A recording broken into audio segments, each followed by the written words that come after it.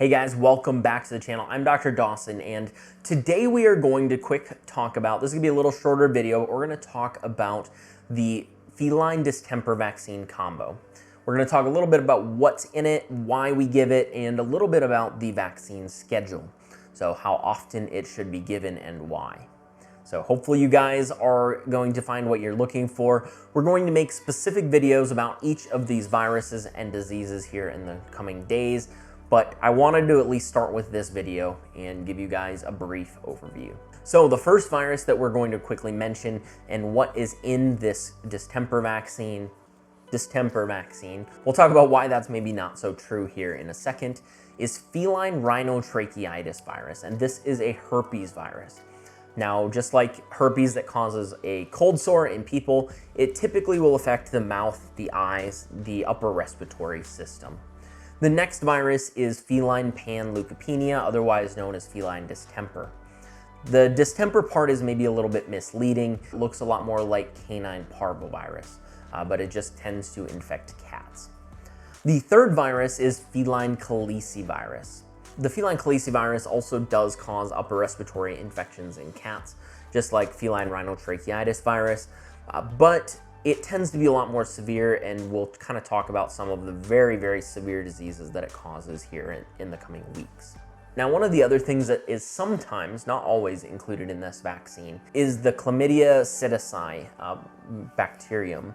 And we'll talk about that in a later video and why it may or may not be a good option to include in this vaccine, but just know that that may be found in some of the feline distemper vaccines. Now, the feline distemper vaccine is a little bit of a misnomer because really none of these viruses cause distemper in the traditional sense that we see in dogs with the canine distemper virus. So that's a little bit of a misleading, but most of these viruses, with the exception of the feline panleukopenia virus, they do tend to infect the upper respiratory tract, and that even goes for the chlamydia bacteria as well. Now, chlamydia in people is a little bit different. It has a different connotation. In cats, think of it more as an upper respiratory infection. So with the exception of feline panleukopenia, all of them cause upper respiratory tract infections to differing severities and have different disease profiles, and we'll kind of talk about those individually. But suffice to know that chlamydia is usually a pretty mild infection. The feline rhinotracheitis virus, or the herpes virus, typically will infect kittens, sometimes adult cats, can cause some pretty significant upper respiratory and ocular disease, but a lot of times it's mild, and most cats are going to get an infection of this at some point in their life. The other one is feline rhinotracheitis, and the other one is the calicivirus, and the calicivirus will cause some pretty severe oral ulcers and some pretty significant upper respiratory symptoms as well. And the disease on this can be very significant and severe. The last one is feline panleukopenia, and this is the virus that the distemper combo, however you want to call it, is historically been known for. And this is a parvovirus related to canine parvo, but it typically will affect different parts of the body.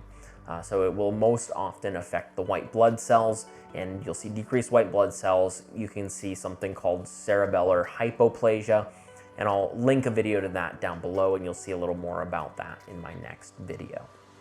So talking about the vaccine schedule, we recommend that all kittens will get this vaccine from about 6 weeks of age until they're 16 weeks. Now, up on the screen right now, you'll see a chart. This chart is something that I have hand drawn, and it's not the best quality, so forgive that. But basically what I'm showing you here is a graph of maternal antibody. Now, maternal antibody is the specific type of antibodies that are passed from the mother to the kitten. And in the case of cats, most of this is transferred through the placenta to the kitten, instead of through colostrum like in cattle and in horses. As you can see here, over the time that it is highest when they're born, it will slowly transition down and go lower. And this is because all antibodies that are in the body are going to be recycled, they're going to be broken down eventually, and some of them are probably even going to be excreted. Some of them are going to be used up by coming in contact with the antigen that they are basically paired to. And so through this time, the kitten is protected against a specific level of exposure. This level of exposure can vary depending on several different factors that I'm not going to go into, but suffice to know that as maternal antibody wanes, their risk becomes higher. However, the dose of antigen or the dose of the vaccine is usually pretty low and is not going to be enough to overcome maternal antibody. And so their body is never really exposed to this antigen. And this antigen does need to be exposed to their immune system in order for it to produce lasting immunity. Now, when they have lasting immunity, they're going to be protected against a pretty high inoculation dose. However, in cats, what we see is that their immune system takes a little while to ramp up, and we want to hit this window where they're most vulnerable. This is where they're most vulnerable to developing the disease, even though there's still a little maternal antibody and their immune system is starting to perk up. This is where we want to start giving the vaccine. The challenge is that depending on how many antibodies they were given as a kitten in utero, this window can shift between 6 weeks and 16 weeks on average. So it can vary depending on an individual animal and their environment. So we want to continually give them vaccine from when they're most vulnerable until we know they're protected. And that's from 6 weeks to 16 weeks. And usually this is going to be every 2 to 3 weeks, sometimes 3 to 4, depending on the vaccine manufacturer. So the other question that often comes up is how often do they need a booster shot or a second shot that is going to remind the immune system what these viruses are? Well, often we can get away with giving it every year. That's going to be what most of the vaccines are labeled for, is a single year of duration. And so the manufacturer says we only will guarantee that this will work for a year. So a lot of vets will go ahead and give it every single year. However, in cats, we have a very strange thing where many cats have extremely different lifestyles. So some cats are completely outdoor, always outside. Very rarely will see human contact, live in dirty environments with a huge feral cat population. And contrast this with the single cat in an old lady's house who never even sees another human being, let alone another cat. So there's a very wide range of lifestyles that cats are exposed to, and I think we need to do a better job of treating each cat individually. So in the case of the feral cat, the cat that is outside all the time, who maybe does see people frequently, you guys are caring for them, they should get a vaccine probably every single year so that they don't develop any of these diseases or spread them to other cats around. Now, in the case of a cat like the one that's with the old lady, their chance of infection is extremely low. We'll talk a little bit about feline panleukopenia here in the coming video, but suffice to know that this virus is extremely hardy and can be spread through you, even though it's just touching your hand, touching a surface. And so you can give it to your cat theoretically, even through just coming in contact with the virus that is in the environment. And so we do recommend giving this at least every 3 years to get a booster shot once in a while. So at least your cat is going to have some sort of protection. So really it depends, and I think your vet is going to be the best equipped to decide, should this cat get a vaccine every single year, or are maybe they a good candidate for doing every 3 years, like the American Association of Feline Practitioners will sometimes recommend, depending on the specific situation.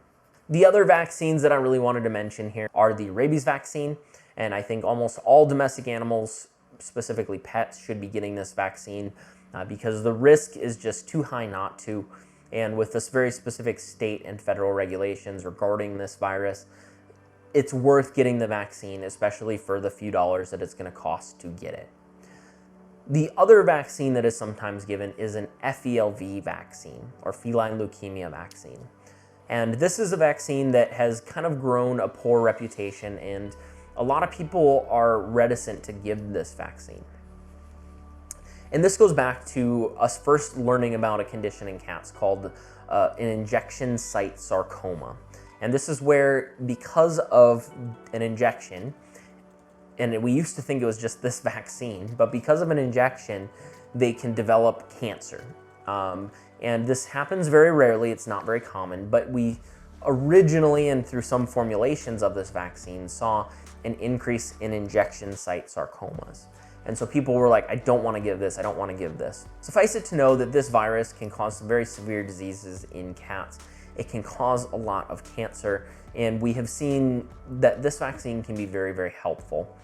The American Association of Feline Practitioners does recommend that every single cat gets at least an initial booster series, but any cats that are having outdoor exposure should probably be getting a booster every single year, because the risk of them developing cancer or diseases associated with FeLV are much higher than developing a reaction, or in this case, an injection site sarcoma with FeLV vaccine. Hopefully this video has educated you guys on the feline vaccines, what they are, when they should be given, and why.